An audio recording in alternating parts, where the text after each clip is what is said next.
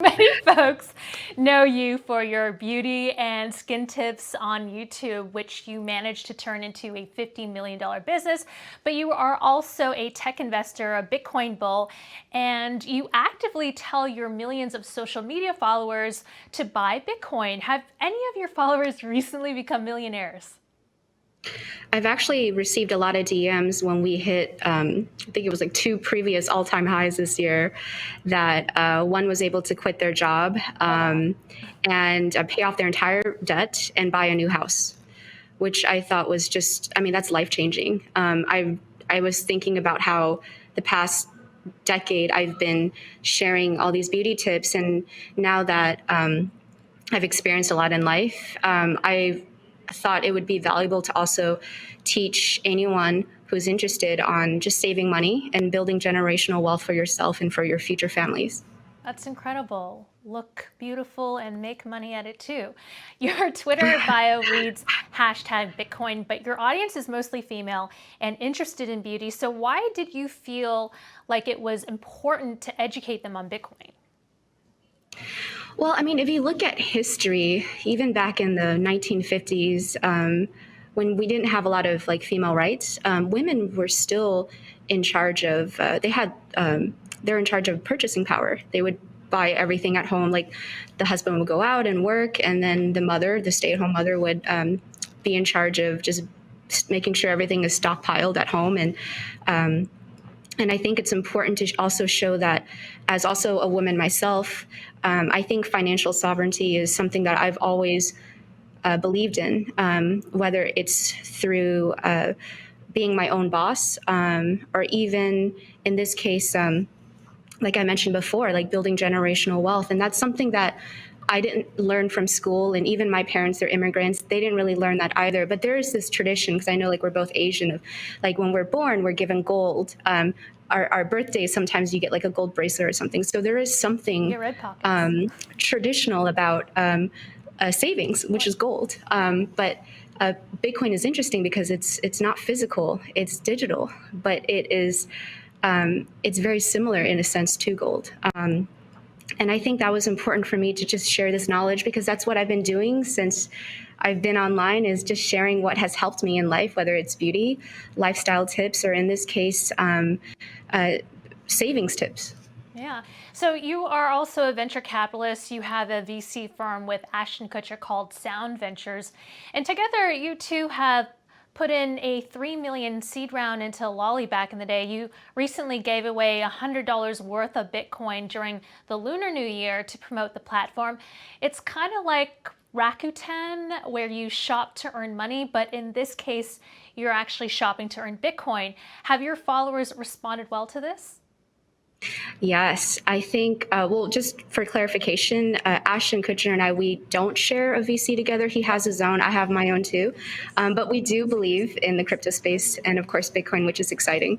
And yeah, Loli, what attracted me to Loli was just the aspect of mass adoption, because I think that's something that everyone in the Bitcoin space, we just don't know when it's going to happen. Like we see the network effect. The network effect has been there since the beginning. Bitcoin's been around for 12 years, so it's considered the granddaddy of all crypto, and it's not really going anywhere. In fact, if anything, it's increasing. It's becoming more and more valuable, and it's taking on a life of its own.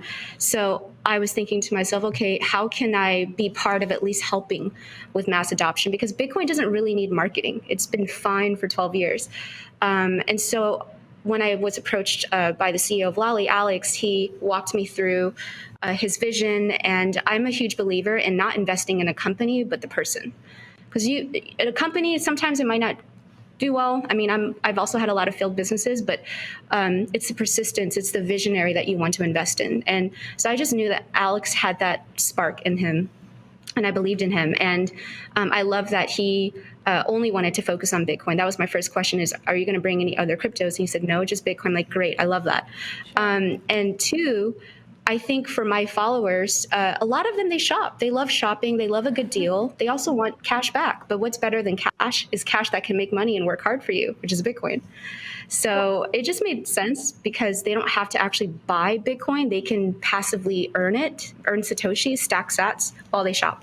So they don't really have to change any of their behaviors besides just adding this Chrome extension and soon to be app, and that's pretty much it. So Yeah. it's like a seamless, frictionless way to have some satoshis and also be invited into learning more about this phenomenon. Well, as you were saying, personal finance isn't taught. You certainly have to do your own research, which you did, and you were part of the decentralized movement in terms of content creation, and now you're joining the decentralized movement in finance. And now you're trying to share your knowledge, which is commendable. I wonder where you see your next play into Bitcoin in the crypto space. Where is that? Oh, that's a great question. I still feel like we're in the beginnings. We're really still early in this space, and it does remind me very much of the early internet days. I'm talking about like the early .com days where you had more than just Google as a search engine. You had Alta Vista, Yahoo, you had all of these different search engines.